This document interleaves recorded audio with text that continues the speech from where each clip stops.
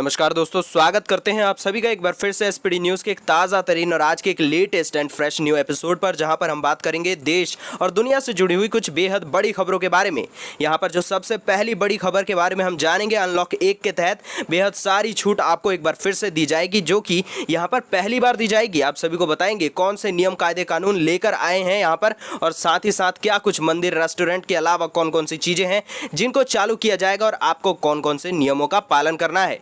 साथ ही मैं बता दें कि जल्द ही आने वाला है वाईफाई बूथ का जमाना। जाने कितना देना होगा शुल्क और कहां लगेंगे ये बूथ, इसके बारे में पूरी डिटेल है। और साथ ही में आप सभी को बता दें कि महिला जनधन खाता धारकों को फिर से 500 रुपए की यहां पर तीसरी किस्त जारी हो चुकी है। बताएंगे आपको किस तरीके से निकालना है, इसके बारे में हम पूरी डिटेल देंगे, बने रहिएगा। और इसी के साथ जो अगली बेहद बड़ी खबर है कि 15 अगस्त के बाद खुलेंगे स्कूल और कॉलेज। मानव संसाधन मंत्री रमेश पोखरियाल निशंक का ऐलान है।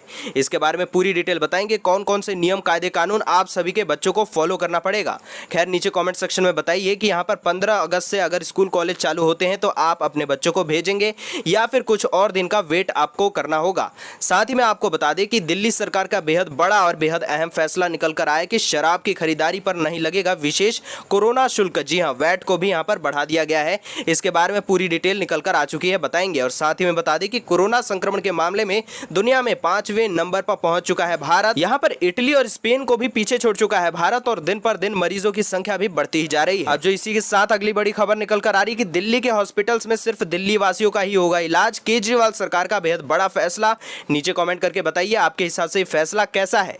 और इसी के साथ जो अगली बेहद बड़ी खबर कि आगे बढ़ चुका है मॉनसून, और अगले कुछ ही दिनों में यहाँ पर देश के कई हिस्सों में बेहद भारी वर्षा होने की उम्मीद जताई जा रही है, और जो लू चल रही है उससे भी राहत मिल जाएगी। आपको पूरी डिटेल देंगे कौन कौन से राज्य में कितनी कितनी बारिश होने वाली है। और साथ ही में जो अगली बेहद बड़ी खबर कि लालू परिवार के थाली बजाने पर अमित शाह ने चुटकी ली है और कहा है कि देर से ही सही लेकिन मोदी की सलाह तो मानी कम से कम।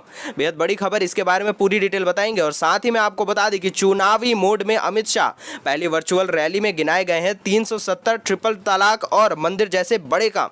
आप सभी को इसके बारे में पूरी जानकारी देंगे। और साथ ही में चाइना को लेकर बड़ी खबर है कि चीन ने कोविड-19 पर अपने आप को निर्दोष बताया है और आरोपों को भी खारिज कर दिया है। आपके हिसाब से चाइना यहाँ पर कौन सा गेम खेलना चाहता है, नीचे कमेंट करके जरूर बता सकते हैं। और इसी के साथ मार्क जकरबर्ग से वैज्ञानिकों ने कहा कि फेसबुक पर डोनाल्ड ट्रंप को काबू में रखें। क्या कुछ पूरा माजरा है, आप सभी को पूरी डिटेल बताने वाले हैं। और साथ ही में बता दी कि कोरोना संकट के बीच अयोध्या में 10 जून से शुरू हो जाएगा राम मंदिर का निर्माण कार्य। आप सभी को कैसा लगा ये खबर सुनकर, नीचे कमेंट में जरूर बताइएगा। और इसी के साथ आप सभी को बता दें कि ऑक्सफोर्ड में यहाँ पर कोरोना वैक्सीन का उत्पादन पुणे में शुरू। जी हाँ, अमेरिका का दावा कि 20 लाख डोज तैयार, इसके बारे में बताएंगे क्योंकि यहाँ पर बेहद बड़ी खबर और बेहद बढ़िया खबर है। और साथ ही में चलिए आज की बेहद बड़ी खबरों का सिलसिला शुरू करते हैं बिना किसी देरी के। लेकिन उससे पहले आप सभी से निवेदन है कि वीडियो को लाइक शेयर जरूर करें और चैनल को भी सब्सक्राइब कर लें, ताकि आपको फ्यूचर में हम सारी अपडेट सबसे पहले दे सकें। चलिए अब सीधा बढ़ते हैं आज की पहली बड़ी खबर। तो जो आज की पहली बड़ी खबर के तहत आपको बता दें कि अनलॉक 1 जो कि 8 जून से चालू हो जाएगा, उसके अंतर्गत सोमवार से लोगों को बेहद सारी छूट और भी जो कि एक्स्ट्रा छूट होगी मिलने जा रही है। इनमें धार्मिक स्थल और रेस्टोरेंट भी शामिल हो चुके हैं। कोरोना वायरस के संक्रमण को देखते हुए इन स्थलों के लिए केंद्रीय स्वास्थ्य और परिवार कल्याण मंत्रालय ने अलग से गाइडलाइंस भी जारी कर दी है। हमने आपसे शेयर भी की थी। इनमें कहा गया था कि मंदिर और रेस्टोरेंट में जाने वाले सभी लोगों को गाइडलाइंस का पालन करना जरूरी है, अनिवार्य है। और आपको बता दें कि केंद्रीय स्वास्थ्य मंत्रालय ने एक अधिकारी से कहा था यहाँ पर कि गाइडलाइंस यूं ही नहीं बनाई गई हैं, आप सभी को देखते हुए ये गाइडलाइंस बनाई गई हैं जिससे कि आपकी जिंदगी बच सके। रेस्टोरेंट संचालक और यहाँ पर धार्मिक स्थलों के पदाधिकारियों व स्थानीय प्रशासनों को बताया गया है कि वे इन दोनों जगहों पर किसी को भी ग्रीन कॉरिडोर ना दे। अर्थात ये मतलब है कि ऐसा कोई भी व्यक्ति ना हो जिसे कि वीवीआईपी ट्रीटमेंट मिले, यानी कि कोई भी व्यक्ति ऐसे आकर अपनी पावर का इस्तेमाल कर ये नहीं कह सकता है कि हम वीआईपी हैं, बड़े लोग हैं और हमारे साथ ऐसा मत करो। हमें किसी भी गाइडलाइंस को फॉलो नहीं करना है, हम तो डायरेक्टली अंदर जाएंगे या फिर अपनी मनमानी करेंगे। यहाँ पर साफ साफ निर्देश में ये बोला गया है कि किसी को भी यहाँ पर वीआईपी ट्रीटमेंट नहीं दिया जाएगा, सबको दिशा निर्देश का पालन करना पड़ेगा। आप सभी को बता दें कि यहाँ पर धार्मिक स्थल पर प्रसाद लेने और साथ ही साथ तिलक लगाने पर भी रोक लगा दी गई है। भगवान की मूर्ति को छूना मना है। सभी लोगों को सोशल डिस्टेंसिंग के अनुसार लाइन में लगकर अपनी जांच करानी पड़ेगी। खैर, हम आप सभी से पूछते हैं कि यहाँ पर जैसे कि मंदिर, मस्जिद और जितने भी धार्मिक स्थल हैं उन सभी को चालू कर दिया जाएगा, खोल दिया जाएगा, तो क्या आप विजिट करेंगे या फिर नहीं करेंगे? आप अपने आंसर्स नीचे कमेंट कीजिए। और साथ ही में जिस प्रकार से रेस्टोरेंट को चालू किया जाएगा, क्या आप जाएंगे रेस्टोरेंट में खाना खाने लगाने के लिए, या फिर नहीं, नीचे कमेंट में जरूर बताइएगा। चलिए अब इसी के साथ जो अगली बेहद बड़ी खबर कि यहाँ पर अगर आप एक महिला हैं और जनधन खाता धारक हैं तो आपको जो 500 रुपए मिले हैं उसको किस प्रकार से और कौन सी तारीख को निकाल सकते हैं, क्योंकि बहुत से लोग ये कंप्लेन करते हैं कि हमें अभी तक पैसा नहीं मिला है। लेकिन आप सभी को बता दें कि इसकी अलग अलग डेट होती है। आपके अकाउंट नंबर जिस प्रकार से खत्म होते हैं उन अकाउंट्स में अलग अलग दिन पर पैसा भेजा जाता है। पूरी डिटेल आपके लिए लेकर आए हैं, आपको बता देते हैं एक एक करके। बता दें कि जिन खाता धारकों का अकाउंट नंबर 0 या फिर 1 है, उनके अंक के साथ अगर आपके अकाउंट नंबर खत्म होते हैं तो उन्हें पैसे निकासी के लिए 5 जून को जाना पड़ेगा। और साथ ही में साथ अगर आपका जो अकाउंट नंबर 2 या फिर 3 के साथ खत्म होता है तो आपको यहां पर 6 जून की तारीख दी गई है।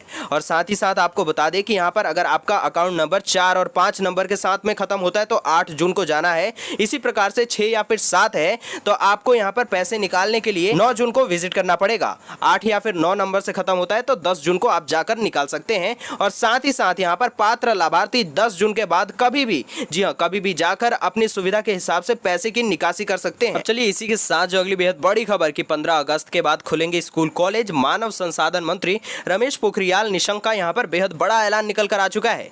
बता दें कि छात्रों, शिक्षकों और अभिभावकों के हफ्ते के भ्रम के बाद मानव संसाधन विकास मंत्री रमेश पोखरियाल निशंक ने कह दिया है कि स्कूलों और कॉलेजों को यहां पर अगस्त 2020 के बाद से खोला जाएगा। संभवतः आपको बता दें कि यहां पर 15 अगस्त 2020 के बाद शैक्षणिक संस्थान खुल जाएंगे। बता दें कि यहां पर रमेश पोखरियाल ने एक इंटरव्यू में ये बात कही है और साथ ही उन्होंने ये भी कहा कि 15 अगस्त तक सभी परीक्षाओं के परिणाम घोषित करने की कोशिश की जा रही है।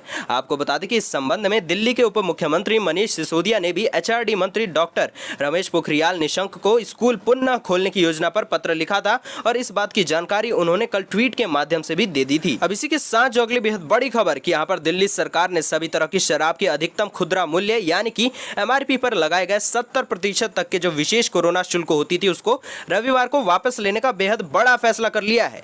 आगामी 10 जून से दिल्ली में शराब की खरीदारी पर यह शुल्क नहीं लगेगा। जी हां, और साथ ही बता दें कि यहाँ पर सरकार ने इसी के साथ सभी श्रेणियों की शराब पर मूल्य वर्धित कर यानी कि जो वैट होता है उसको भी 20% से बढ़ाकर 25% तक कर दिया है। मुख्यमंत्री अरविंद केजरीवाल की अध्यक्षता में हुई कैबिनेट की बैठक में यह निर्णय लिया गया है। अब जो इसी के साथ अगली बेहद बड़ी खबर कि लगातार 3 दिनों से कोरोना संक्रमित की संख्या में तेज बढ़त के कारण भारत स्पेन को पीछे छोड़कर इस महामारी से प्रभावित दुनिया का 5वां देश बन चुका है। आप सभी को बता दें कि जॉन हॉपकिंस विश्वविद्यालय के मुताबिक भारत में शनिवार रात तक 2,45,670 मरीज हो चुके थे और यहां पर भारत ने 24 घंटों में जो आश्चर्यजनक रूप से इटली और स्पेन को भी पीछे छोड़ दिया है।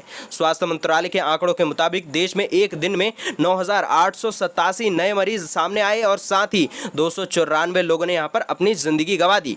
लगातार 3 दिन से देश में 9,000 से ज्यादा नए मरीज मिल रहे हैं। आप सभी से पूछते हैं कि आपके हिसाब से ये आंकड़ा जो है कब तक जाकर रुकेगा या फिर कहां पे जाकर खत्म होगा, आप नीचे कमेंट कीजिए। अब इसी के साथ जो अगली बेहद बड़ी खबर कि देश के कई हिस्सों में शनिवार को वर्षा हुई, वहीं कई राज्यों में यहां पर इस मौसम के हिसाब से अधिकतम तापमान सामान्य से कम दर्ज किया गया है।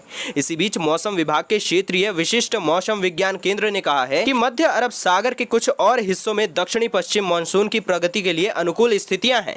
इससे गोवा, कोंकण, कर्नाटक, तटीय आंध्र प्रदेश, रायलसीमा और बंगाल की खाड़ी और पूर्वोत्तर के कुछ हिस्सों में अगले 2 से 3 दिनों के दौरान बेहद भारी वर्षा हो सकती है। खैर, आप सभी के राज्यों की भी हम जानकारी लेना चाहेंगे। इस वक्त तक कौन कौन से आपके राज्य हैं जहां पर बारिश हो रही है, आप जहां पर रहते हैं स्थिति को नीचे कमेंट सेक्शन में जरूर लिखिएगा। इसी के साथ जो अगली बेहद बड़ी खबर कि दिल्ली के अस्पतालों में सिर्फ दिल्ली वासियों का ही इलाज। जी हां, केजरीवाल का बेहद बड़ा फैसला है। पूरी डिटेल की दिल्ली में कोरोना संक्रमण की स्थिति जो है वे बेहद चिंताजनक हो चुकी है। आप सभी को बता दें कि इसी बीच दिल्ली सरकार द्वारा गठित 5 सदस्यीय डॉक्टरों की यहां पर समिति में भी अपनी रिपोर्ट सौंप दी है और आपको बता दें कि जिसके बाद सरकार ने स्वास्थ्य व्यवस्था को लेकर कैबिनेट की बैठक में कुछ बेहद बड़े निर्णय कर लिए हैं।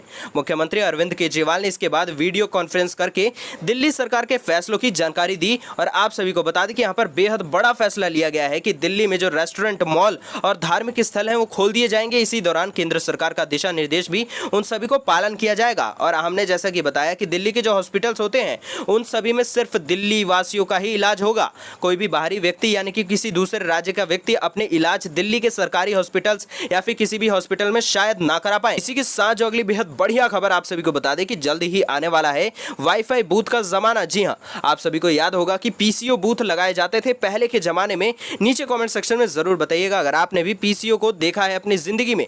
साथ ही बता दें कि उसी तरीके तरीके से यहाँ पर अगर भारतीय दूरसंचार नियामक प्राधिकरण यानी कि ट्राई की सिफारिश को अगर टेलीकॉम विभाग ने हरी झंडी दे दी तो एक बार फिर से इसी प्रकार से हर गली मोहल्ले, चौक चौबारों और पान से लेकर किराना दुकानों में वाईफाई कनेक्शन का बूथ दिखेगा आप सभी को। जी हाँ, कई बार ऐसा होता है कि हमारे फोन में इंटरनेट नहीं होता है या फिर हमें इंटरनेट की जरूरत पड़ती है, तो आप महज 2 रुपए में इंटरनेट की सुविधा ले पाएंगे। जी हाँ, आप सभी को इन बूथों पर जाकर 2 रुपए पेमेंट करनी है और आप सभी को इंटरनेट का डेटा दे दिया जाएगा, और जिससे कि आप अपनी जरूरतों को पूरा कर सकेंगे और यहाँ पर डाउनलोड कर सकेंगे, अपलोड कर सकेंगे, सारे काम कर पाएंगे। बेहद बढ़िया खबर, नीचे कमेंट कीजिएगा आपको कैसी लगी। अब चलिए इसी के साथ जो अगली बेहद बड़ी खबर आप सभी को बता दें कि केंद्रीय गृह मंत्री और भारतीय जनता पार्टी यानी कि बीजेपी के पूर्व अध्यक्ष अमित शाह ने रविवार को पटना में पहली वर्चुअल रैली संबोधित की और संबोधन में उन्होंने कहा कि कुछ लोगों ने थाली बजाकर इस रैली का स्वागत किया है।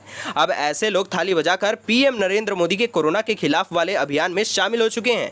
आपको बता दें कि रविवार को राष्ट्रीय जनता दल यानी कि आरजेडी ने अमित शाह की वर्चुअल रैली का थाली बजाकर विरोध किया था। उसी पर अमित शाह ने ये सारी बातें कही हैं। साथ ही बता दें कि वर्चुअल रैली को संबोधित करते हुए शाह ने धारा 370, राम मंदिर, ट्रिपल तलाक और सीएए पर खास जोर दिया है। उन्होंने कहा था कि मोदी सरकार की वजह से ये सब संभव हो पाया है और यहाँ पर